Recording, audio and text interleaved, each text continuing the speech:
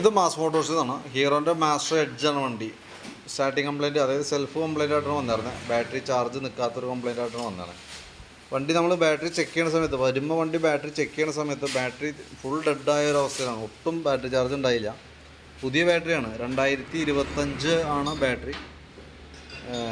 അപ്പോൾ നമ്മൾ ചാർജിലേക്ക് ഇട്ടു, പക്ഷേ ഫുൾ ചാർജ് ചെയ്യാനുള്ള ടൈം നമുക്ക് കിട്ടിയിട്ടില്ല. വണ്ടി ഇപ്പോൾ ഇന്ന് വേണമെന്ന് പറഞ്ഞത് പ്രകാരം നമ്മൾ വണ്ടി ഒന്ന് കയറ്റി വെച്ചിട്ടൊന്ന് ചെക്ക് ചെയ്യാണ്. വണ്ടിമേന്ന് ചാർജ് കയറുന്നില്ല എന്നുള്ളതാണ് കംപ്ലയിൻ്റ് പറഞ്ഞത്. അപ്പോൾ നമുക്ക് നിലവിൽ ഇപ്പോൾ 12.40 റേഞ്ചിൽ വോൾട്ട് കാണിക്കുന്നുണ്ട് ബാറ്ററിയിൽ. അപ്പോൾ നമ്മൾ ശരിക്കും ഫുൾ ചാർജുള്ള ബാറ്ററി എന്ന് പറഞ്ഞാൽ 12.5 വോൾട്ടിന് മുകളിൽ എന്തായാലും നമ്മളിപ്പോൾ ലോഡും പുറത്ത്, അതായത് താക്കോലൊക്കെ ഓൺ ചെയ്താലും കറക്റ്റ് അങ്ങനെ വരണം. അതാണ് ശരിക്കും 12.5 വോൾട്ട് വേണം. അപ്പോൾ നമ്മൾ സെൽഫ് അടിച്ച് വണ്ടി സ്റ്റാർട്ട് ചെയ്യുന്നുണ്ട്. സ്റ്റാർട്ട് ചെയ്യുന്ന സമയത്തായാലും വണ്ടിമേന്ന് ചാർജ് കയറുന്നതായിട്ട് നമുക്ക് കാണാൻ പറ്റുന്നുണ്ട്.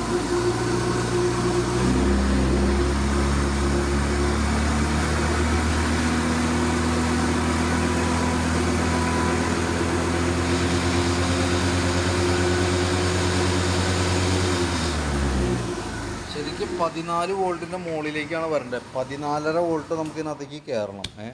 അതിപ്പോൾ നിലവിൽ ബാറ്ററി ഫുൾ ചാർജ് അല്ലാത്തത് കൊണ്ടും ചിലപ്പോൾ ആയിക്കോടായിക്കില്ല. അത് നമുക്ക് ഫുൾ ചാർജ് ആവണമെന്നുണ്ടെങ്കിൽ വണ്ടി ഇപ്പോൾ ഇന്ന് തരൽ നടക്കില്ല. ഫുൾ ചാർജ് ചെയ്തിട്ടാണ് ശരിക്കും ചെക്ക് ചെയ്യേണ്ടത്.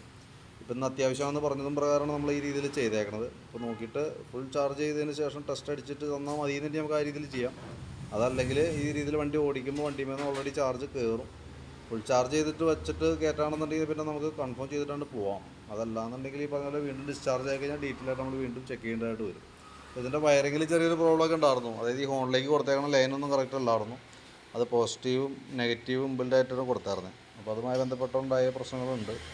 പിന്നെ ഈ സൈഡിൽ ഇവിടെ ഒരു വയറ് കട്ടായിട്ട് നിൽക്കുന്നുണ്ടായിരുന്നു, ഈ ഫ്യൂസ് ക്യാരിയറിൻ്റെ. അപ്പോൾ അതൊക്കെ ക്ലിയർ ചെയ്തിട്ടുണ്ട്.